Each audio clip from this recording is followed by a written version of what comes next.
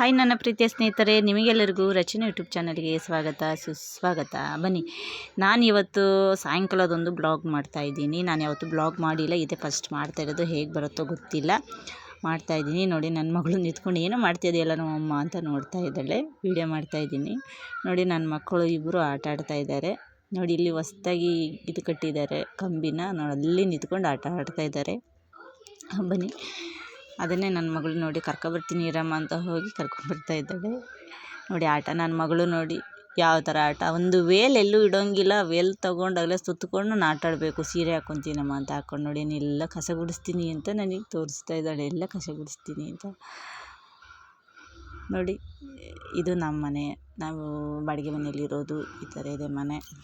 ನನ್ನ ಮಗಳಿಗೆ ಹೇಳ್ತಾ ಇದ್ದೀನಿ, ಸಾಯಂಕಾಲ ಆಯಿತು, ಬೇಗ ಕಸ ಗುಡಿಸಮ್ಮ ಅಂತ ಹೇಳ್ತೀನಿ. ನೋಡಿ, ಪಾತ್ರೆ ತೊಳೆಯೋದಿದೆ, ಇಷ್ಟು ಪಾತ್ರೆ ಇದೆ, ತೊಳಿಬೇಕು. ತೊಳೆದು ಸಾಯಂಕಾಲ ಎಲ್ಲ ಕ್ಲೀನ್ ಮಾಡಬೇಕು. ನೋಡಿ, ಹಾಲು ಕಾಯಿಸೋಕ್ಕಿಟ್ಟಿದ್ದೀನಿ.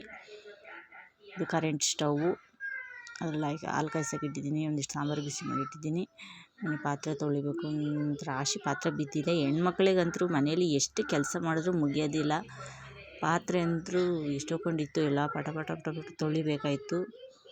ವೀಡಿಯೋನ ಸ್ವಲ್ಪ ಫಾಸ್ಟ್ ಮಾಡಿದ್ದೀನಿ, ಯಾಕಂದರೆ ಪಾತ್ರೆ ತೊಳೆಯೋದೇ ವೀಡಿಯೋ ಹಾಕ್ಬಿಟ್ರೆ ಅದೇ ಅರ್ಧ ಗಂಟೆ ವೀಡಿಯೋ ಅದೇ ಆಗೋಗ್ಬಿಡುತ್ತೆ. ಅದಕ್ಕೆ ನಾನು ಸ್ವಲ್ಪ ಸ್ಪೀಡ್ ಮಾಡಿಬಿಟ್ಟು ವೀಡಿಯೋ ಹಾಕಿದ್ದೀನಿ. ಹಾಗೆ ನನ್ನ ಚಾನಲ್ನ ಇಷ್ಟ ಆದರೆ ಲೈಕ್ ಮಾಡಿ, ಶೇರ್ ಮಾಡಿ, ಕಮೆಂಟ್ ಮಾಡಿ. ಹಾಗೆ ನನ್ನ ಚಾನಲ್ನ ಸಬ್ಸ್ಕ್ರೈಬ್ ಮಾಡ್ಕೊಳ್ಳಿ, ನಿಮ್ಮ ಅನಿಸಿಕೆಗಳನ್ನು ಹಂಚಿಕೊಳ್ಳಿ. ನೋಡಿ, ಹೆಣ್ಮಕ್ಳಿಗೆ ಎಷ್ಟು ಕೆಲಸ ಇದ್ದರೂ ಸಾಕಾಗೋದಿಲ್ಲ ಕಣ್ರಿ. ಪಾತ್ರೆ ತೊಳೆಯೋದೇ ಒಂದಷ್ಟು, ಹೆಣ್ಮಕ್ಳಿಗೆ ತಲೆ ಬಿಸಿ ಏನಪ್ಪ, ಕೆಲಸ ಮಾಡೋದೇ ಒಂದು ತಲೆ ಬಿಸಿ. ನನಗಂತೂ ಪಾತ್ರೆ ಗುಡ್ಡೆ ಆಯಿತು ಅಂದರೆ ಹೆಂಗಪ್ಪ ತೊಳಿಲಿ ಅನ್ನೋದೇ ತಲೆ ಬಿಸಿ. ನನ್ನ ಮಗಳಿಗೆ ವಾರಮ್ಮ ಒಂದಿಷ್ಟು ಹೆಲ್ಪ್ ಮಾಡೋ ಅಂದರೆ ಅವಳಂತೂ ಏನೂ ಹೆಲ್ಪ್ ಮಾಡೋಲ್ಲ. ಹಂಗೂ ಜೋರು ಮಾಡಿ ಹೋಗಿ ಕಸ ಗುಡಿಸೋದಿದ್ದಕ್ಕೆ ನೋಡಿ ಒಂದು ಕಡೆಯಿಂದ ನೀಟಾಗಿ ಕಸ ಗುಡಿಸ್ತಾ ಇದ್ದಾಳೆ.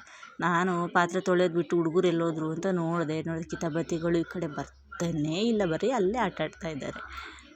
ನೋಡಿ, ಅವರು ಏನು ಮಾಡ್ತಾರಂತೆ ನೋಡ್ಕೊಂಡ್ಬಂದು ಪಾತ್ರೆ ತೊಳೆದು ಇನ್ನೂ ಅರ್ಧ ಇತ್ತು, ಅದನ್ನು ತೊಳೆದು ಮುಗಿಸಿ ಅವರಿಗೆ ಸಾಯಂಕಾಲಕ್ಕೆ ಒಂದಿಷ್ಟು ಹಾಲು ಕಾಯಿಸ್ಬಿಟ್ಟು ಏನಾದರೂ ತಿಂಡಿ ಮಾಡಿಕೊಡೋಣ ಅಂತ ಕಾಯ್ತಾಯಿದ್ದೀನಿ. ನೋಡಿ, ನನ್ನ ಮಗಳು ಅಮ್ಮ ಇಲ್ಲಿ ಕಸ ಗುಡಿಸ್ಬೇಕು ಅಂತ ಹೇಳಿದ್ಲು, ಅದಕ್ಕೆ ನಾನು ಅಲ್ಲಿ ಕೂತ್ಕೊಂಡು ಅವಳು ಕಸ ಗುಡಿಸ್ಕೊಂಡು ಹೋದ್ಲು. ಇಲ್ಲ, ನನ್ನ ಮಗಳು ಸಣ್ಣ ಪುಟ್ಟ ಎಲ್ಲ ಹೆಲ್ಪ್ ಮಾಡ್ತಾಳೆ ನನಗೆ.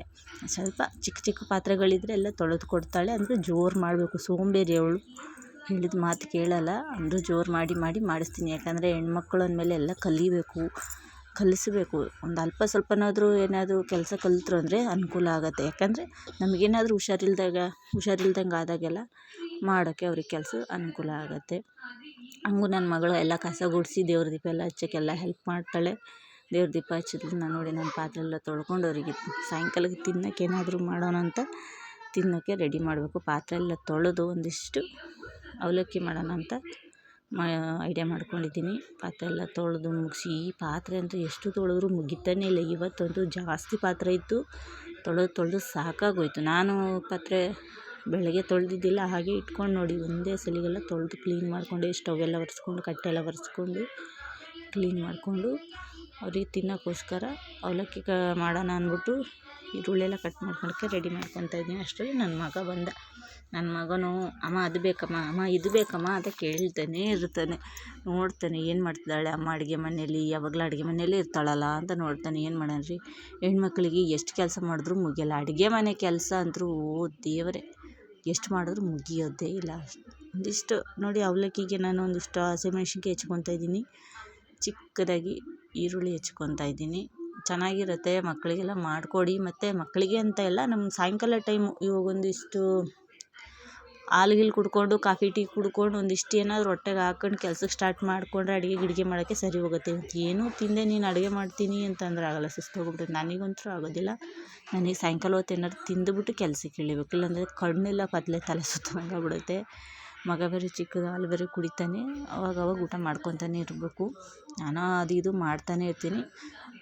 ಹುಡುಗರಿಗೆ ಈ ಚಿಪ್ಸು ಬಿಸ್ಕೆಟು ಹಾಳು ಮುಳು ಕೊಡೋದು ಬದಲು ಈ ಥರ ಅವಲಕ್ಕಿ ಅದು ಇದೆಲ್ಲ ಮಾಡಿಕೊಟ್ರೆ ಚೆನ್ನಾಗಿರುತ್ತೆ. ಅವಲಕ್ಕಿ ಮಂಡಕ್ಕಿ, ಯಾಕಂದರೆ ಅದೆಲ್ಲ ಹೆಲ್ದಿ ಫುಡ್ಡು, ಅದೆಲ್ಲ ವಿಟಮಿನ್ಗಳೆಲ್ಲ ಚೆನ್ನಾಗಿ ಸಿಗುತ್ತೆ. ಮಾಡಿಕೊಡ್ಬೇಕು, ನಾನು ಮಾಡಿಕೊಡ್ತಾ ಇರ್ತೀನಿ. ನಾನು ತಿಂಗಳಿಗೆ ಒಂದು 5 kg ಅಷ್ಟು ಅವಲಕ್ಕಿ ತರಿಸೇ ಇರ್ತೀನಿ ಯಾವಾಗ್ಲೂ.